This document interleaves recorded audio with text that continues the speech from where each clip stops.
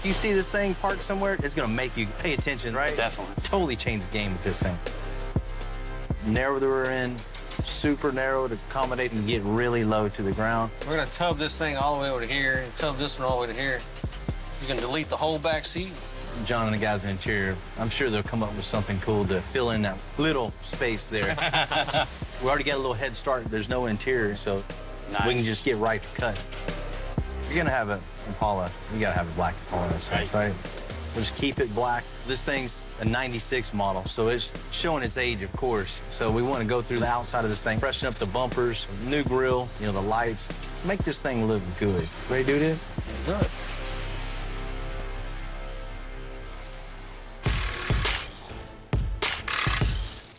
That's it.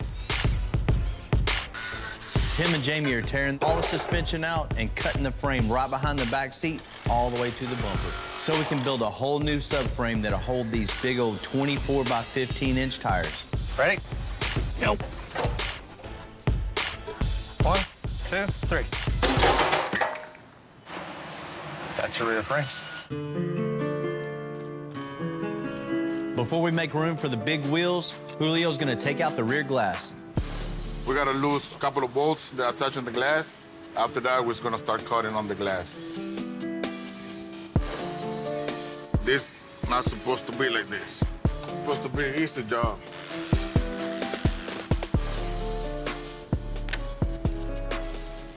Woohoo! Whoa, look at that. Mr. Bill, need to show you something real quick.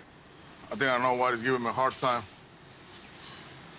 They put Bondo over it.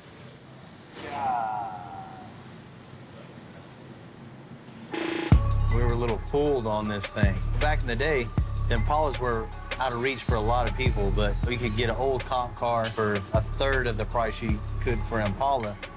Just do whatever you gotta do to get this out of the way, and we'll take it from there. Somebody obviously took a Caprice and tried to make it into an Impala. Caprices were pretty much the exact same body style with very subtle differences. And one of the differences was the back quarter glass.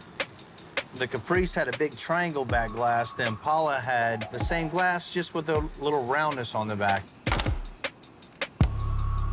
Caprice, Impala, shoddy craftsmanship, to say the least. You know, every build has a story to tell. Of course, some stories are just way more interesting than others.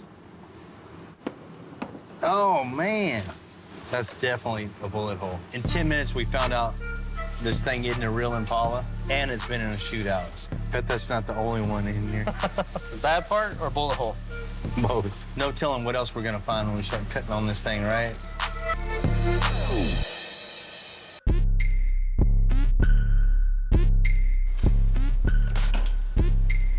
It's never fun giving a customer bad news. But old Pete, you know, he thought he was bringing us the car of his dreams, a 1996 Impala, but what he brought us was Impasta, a 1996 Caprice that looked like an Impala. I gotta break the news to him. Pete, what's happening? Hey, what's going on, Bill? How's the car coming along? We did run across a couple things I wanted to run by you. That's why I wanted to talk to you this morning. Oh. Yeah, we were picking at some bodywork, and one of the things uncovered not only a bullet hole in it. Y'all found a bullet hole in the car? Yeah. Seems like that car does got a little bit of history in it then. You know it. We also dug a little more, kept digging, and found out your car isn't an Impala. It's a Caprice.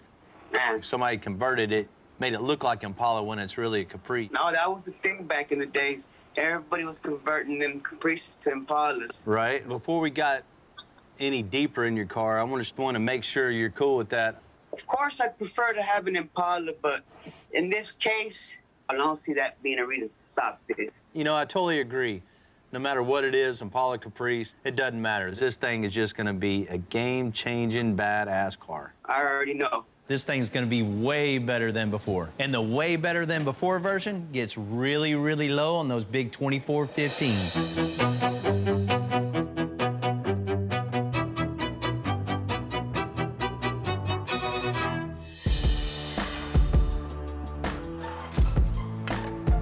Building a subframe just on the back of this car. So from the ground up, to where the tires would bottom out with the air suspension and then back down to catch the back of the bumper. 13. You know, so we got our side profile measurements. Only thing left to do is drop this thing down, get some levels out on each side to know exactly how wide the body is, and we know what we got to work with.